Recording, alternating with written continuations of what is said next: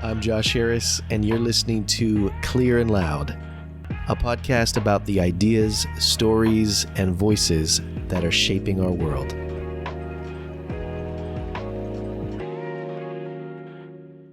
Today, I'm having a conversation with Maacah Davis, who is an arts funder, speaker, consultant, and publisher. She's the publisher of Belladonna Magazine. Such a creative, insightful, articulate human being. I loved getting to talk with Maacah. She curates spaces and experiences that challenge and inspire, and her work explores the cool things that people can build when there are fewer barriers to access. She's working towards a media landscape where multifaceted, multicultural people control their own narratives. And she is setting such a powerful example of that in her own life and in her work. We're going to talk about the role of art in changing people's minds, the importance of empathy, and this is one of my favorite parts of the conversation, the power of a dinner party. I hope you enjoy this conversation.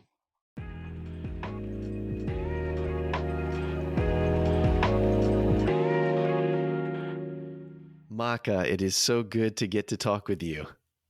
Thank you for having me. I'm really excited about this. You describe your work as telling compelling stories, bringing people together, and getting creatives paid. And I would just love to hear the story behind how you developed that vision for yourself. What brought you to that point?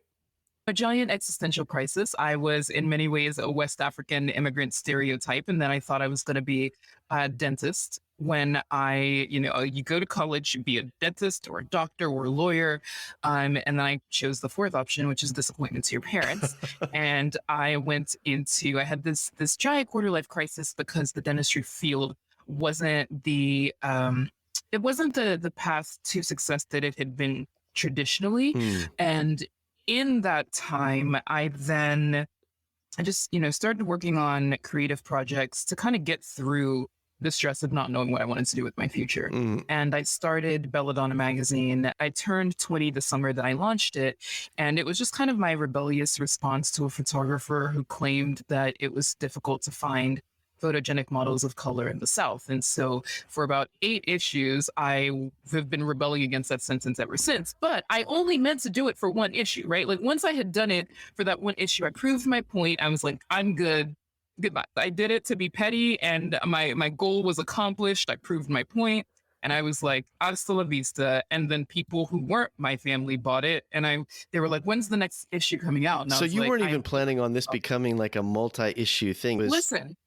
No part of my career trajectory was something that I either planned or could have anticipated, right? Right now, I am an international arts funder and couldn't tell you, I would be the worst person to get up on a stage and be like, this is how you do that, right? The thing that I did that got me doing what I'm doing is I just did things. Right? I had specific issues with the way that things were being done. And often when you complain, one of the invalidating tactics that people take to quiet you is say, well, you don't really know what it takes to do this. Are you going to complain or are you going to do something about it? Yeah. And I, as a person... But they say that, but they don't actually want you to do something about it. That's just their way of shutting you down.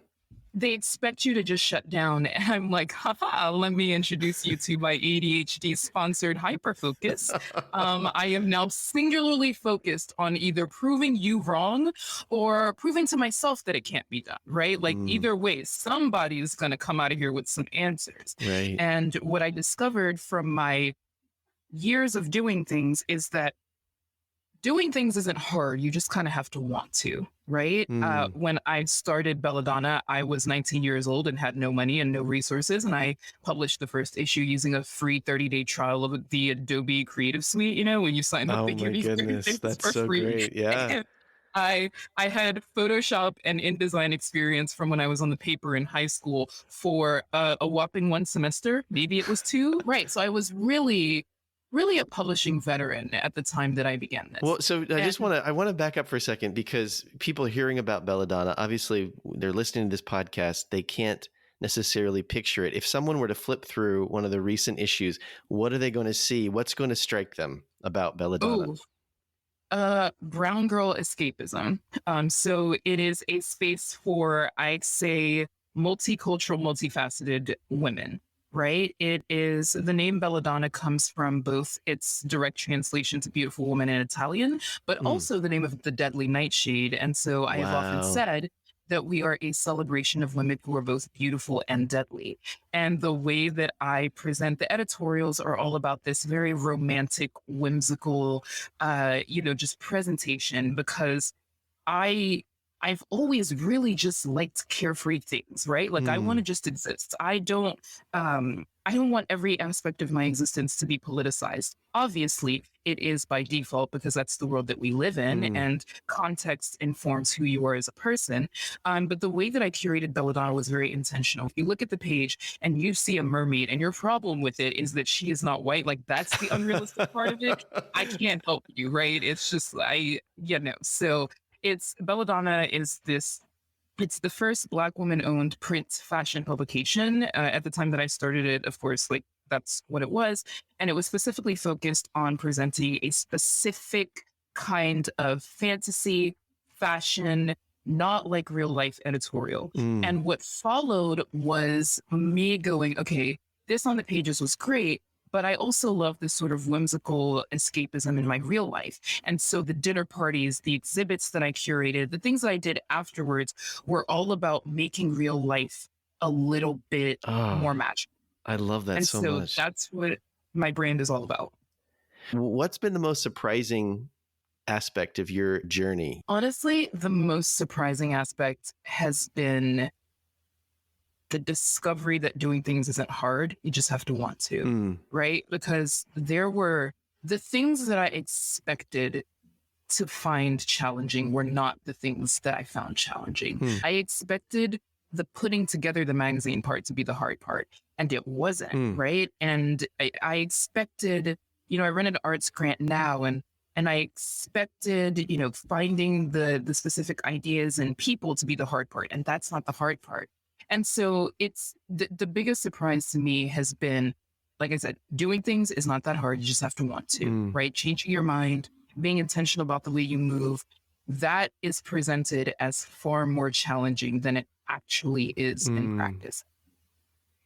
So it's that first step of just getting started. Is that the most challenging part? Because I mean, I just think a lot of people, like they'd hear you say doing it is not that hard, and they're just terrified, or they'd never try something if they didn't feel like they were qualified or had some diploma or some stamp of someone else's approval to do something. So I just think that's there's something in you, I think, that's unique, which I think a lot of people wish they had, that willingness to just go for it. How do you cultivate that? I guess a requirement of who I am is I don't really have any other choice, right? If I don't do it, who will? And if I don't do it in the specific way that I see it in my head, then you're not going to see it. I have often joked that 90% of my life is telling people, just trust me and you'll see. Because if there isn't a template for it, then I can't really just say it to you. It's not enough to say, I'm going to do it. I have to show you what I mean. And then when I build it, then they come. So for me, it really boils down to understanding that there's sometimes a gap between what I see as possible and what other people understand to be possible, whether it is coming from someone who looks like me or just because they have specific ideas of what is possible, period. Right. And so for me to convince them that that's not a thing, it just feels like it takes less time for me to do the thing than it does for me to convince you that what I'm talking about is a good idea. Right. That it's such a powerful way of putting it. The change that we want to see in the world, so often there are people who don't believe it's possible because they can't picture it. Or they just can't picture something different. It's like, this is the way things work. Of course it's that way. Why would we even bother trying to change it? Because they've never seen any anything else. It seems like in the work that you're doing, there's this thread of changing perspectives, of saying, okay, yeah, I know that's the system, but we're going to do something different. What are your thoughts about people's ability to change? I mean, like you can have a vision and you're trailblazing different things, but as you run up against those kind of ingrained systems and ways of thinking, what has that been like? Uniquely frustrating. I bet. I honestly believe thoroughly in people's ability to change. Again, it's all about intent. I have met people who have changed their minds when, whether there were external or internal catalysts. I think meeting people, especially people who don't really have a reason to change their perspective. When you think, all things considered, you would hold on to your power, your life would be fine. Your life would in fact be more comfortable if you didn't change your perspective.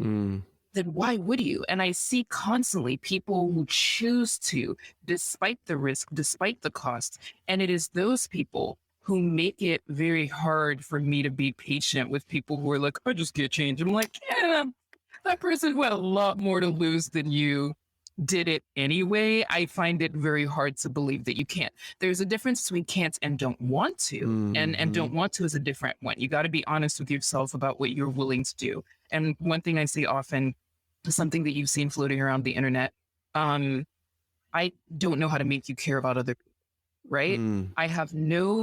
I think it would actually surprise a lot of people to hear that I have no interest in changing your mind. I really don't. I just do what I do.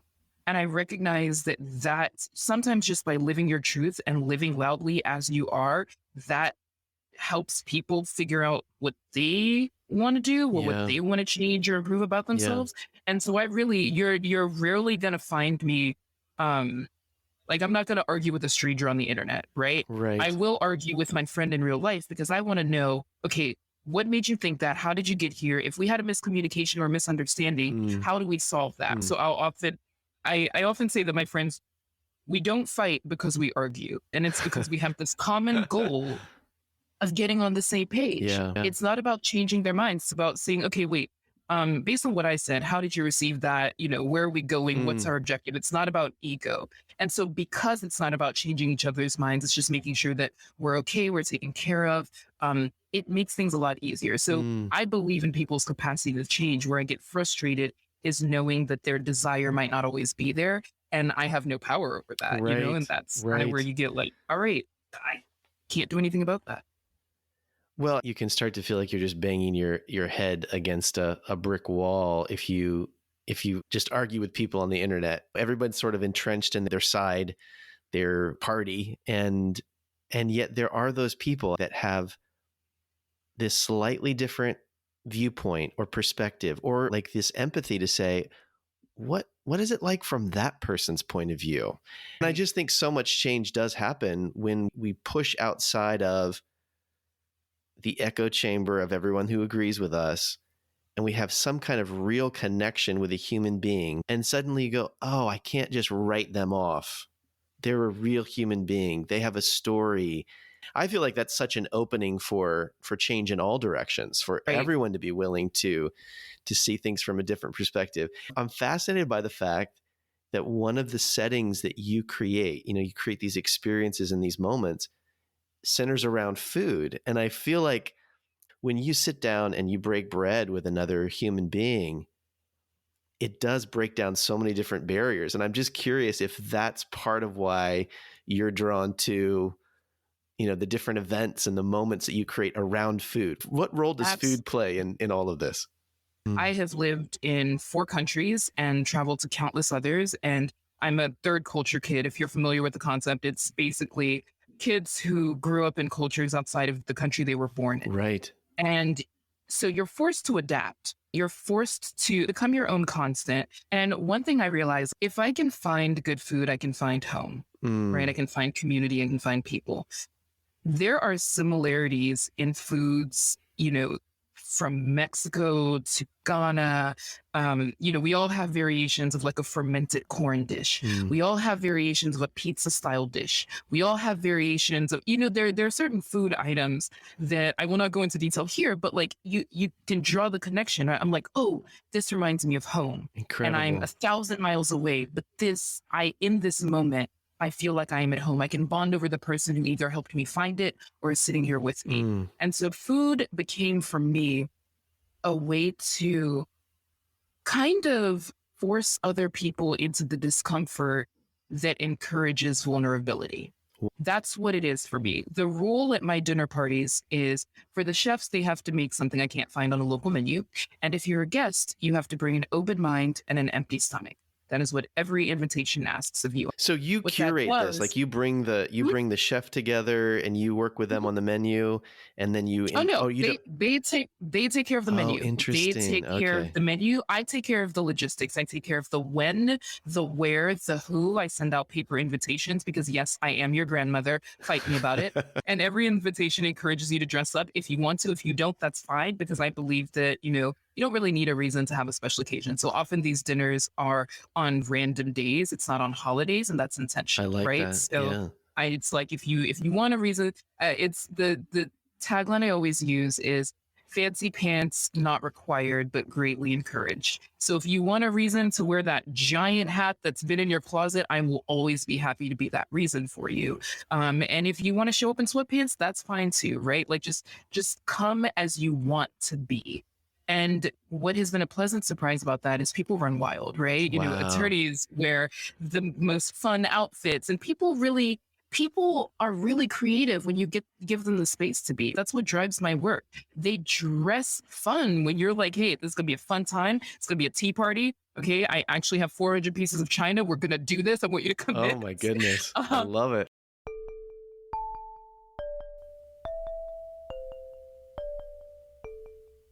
This podcast is sponsored by the creative agency Clear and Loud. Whatever your business's product, service, or idea, we believe clarity changes everything. We help you clarify your strategy, your brand messaging, and your online content so that you reach the right audience and grow your business.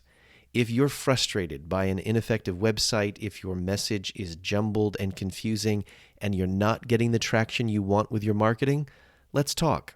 Schedule a free 30-minute consultation by visiting clearandloud.com.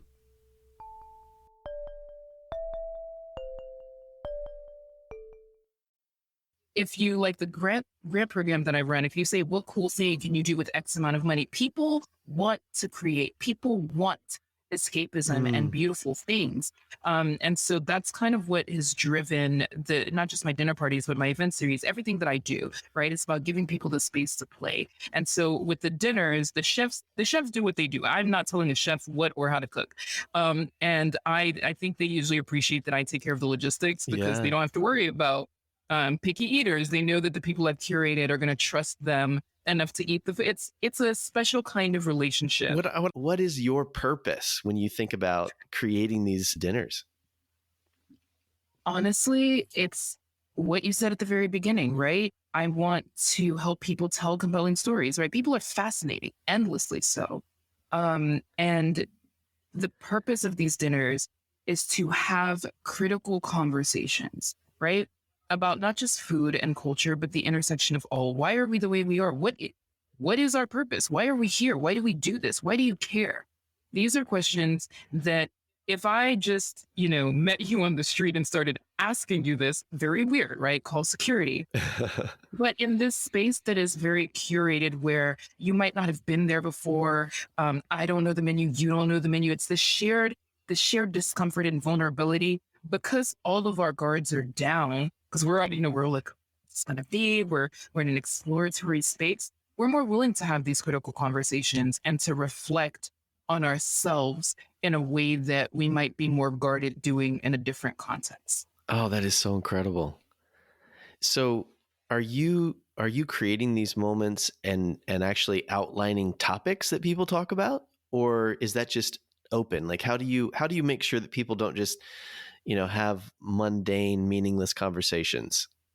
So, a couple of things The dinner parties usually happen either one or two ways. Either I curate the guest list based on who I think will have good chemistry. Mm. That's one of my skills. I'm really good at being like, oh, you're going to go work well with this person or be really compatible with this person.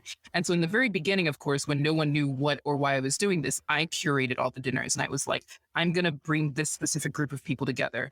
And they would go on. My favorite thing about it is they would go on to work on things and hang out without me. And I'd be like, wow, no invitation for me. You just went to brunch without me. Love that for you. I'm an introvert, so I love that that happened, and I could watch it from the comfort of my couch at home. And so that's how it started, and it kind of moved to the place where I would invite a couple of people who had been before, Mm. and I would tell them to invite people who they thought would contribute Oh, to the that's positive good. chemistry. Yeah. Right. So if you've been there and you know the vibe, then you probably know people in your life. Or even I had someone invite someone she didn't know that well, but she was like, this is just so cool. I wanted her to experience that with me. And so we had a vegan dinner. We were all carnivores, and it was a vegan dinner, completely vegan dinner. And everyone cleaned their plates, right? Because at the end of the day, good food is good food. That's true. And so it was just really exciting that that's the kind of thing that people will do if you give them the space to. I love that vision. It's inspiring me to want to host those kinds of dinner parties. I feel like it's You a lost should. art. Like what you're describing is such a skill that I feel like has been lost in so many contexts. And now, especially as we're coming out of the pandemic, it's like even more we need to push ourselves to, to make these moments unique and beautiful and moments of connection. What's the work that you do as arts funder? You've described that on your website as a humanitarian effort. I just love to hear your philosophy behind funding the arts. When things turn to chaos and things turn to absolute crap, people turn to art. Mm. You either create it or you consume it, right? You get lost in your favorite show. That's so You get true. lost in your favorite songs. You get lost in the comfort of things someone has created that brings you joy, right? Art is a tool of education. It's a tool, I believe it can be a tool of civic engagement. There's so much power in art because it's when people feel like their rights are being taken away or they can't really participate in the traditional systems, right? They don't have access to the traditional rooms of power. What do? They turn to creative message. That's true. That's art. Yeah. Right. So we need to invest more in that and foster that because it drives change. It drives perspective shifts. It drives, again, education, voter engagement. Art is the core of that. And so with the Garden Grant, the I guess tagline for it is redefining art and reforming grant making.